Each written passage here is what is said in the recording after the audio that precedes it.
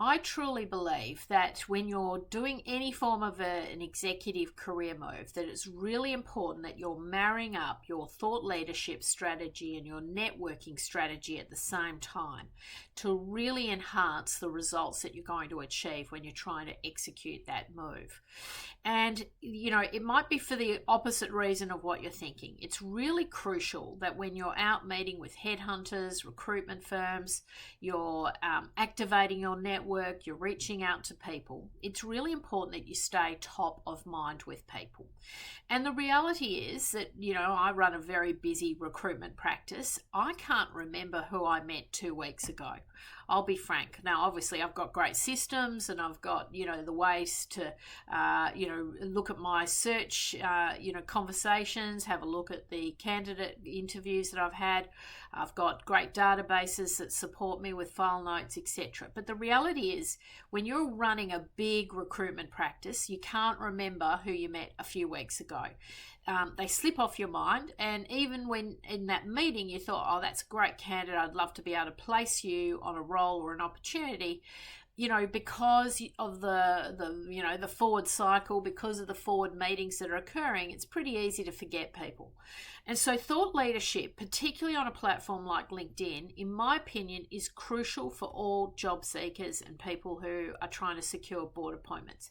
Because the purpose of the thought leadership is not just thought leadership per se, it's about staying on people's radar.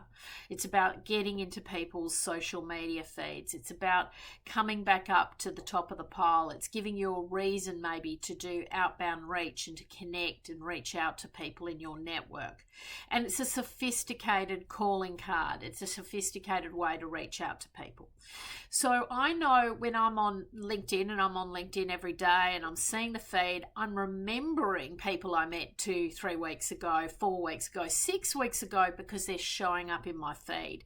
And it's triggering me to say, oh, I've got to reach back out to, Bill, Betty, Tom, because I saw that feed, or I saw that article that they published, or I saw that video. Video is extremely powerful, and it's obviously underutilized. I do them a lot. You don't have to, make them overly, sort of complicated.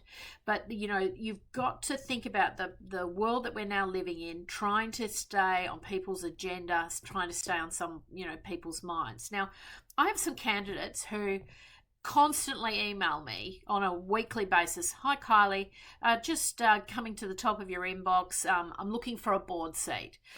And that in itself really does not work at all, in my opinion. And usually people are emailing me without the resume, without any kind of new information.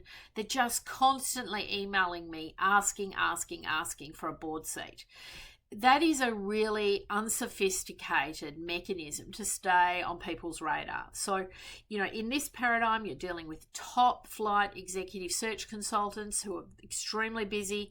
You've got top flight board search consultants. You've got, chairmans, non-executive directors, all very busy people, captains of industry. They don't have time for those constant kind of emails saying, gimme, I'm looking for a board seat, with no kind of mechanism to really sort of re-engage with that individual.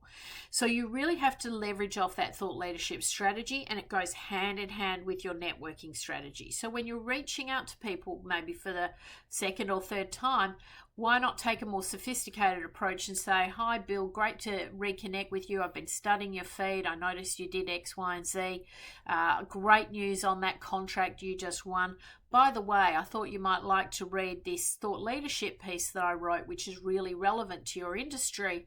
It's talking about X, Y, and Z. Love to keep in touch with you. Now, something sophisticated like that will have much more resonance than, hi, remember our conversation 4, 5, 6 weeks ago? Bill probably doesn't remember that conversation.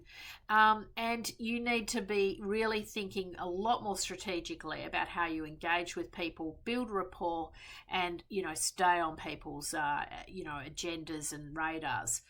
There is a sort of a science in, the e-commerce world that people have to interact with you anywhere up to 10 times before they buy from you.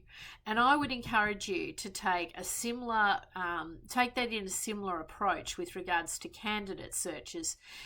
People need to interact with you, get to know you, build rapport with you. And just very basic sort of email exchanges are not going to cut it. You've got to look at ways to leverage that thought leadership so they get to know you better, and leverage the power of the technology, the digital media world that we're living in. It's a fantastic way for a next generation board director to really stand out from the crowd.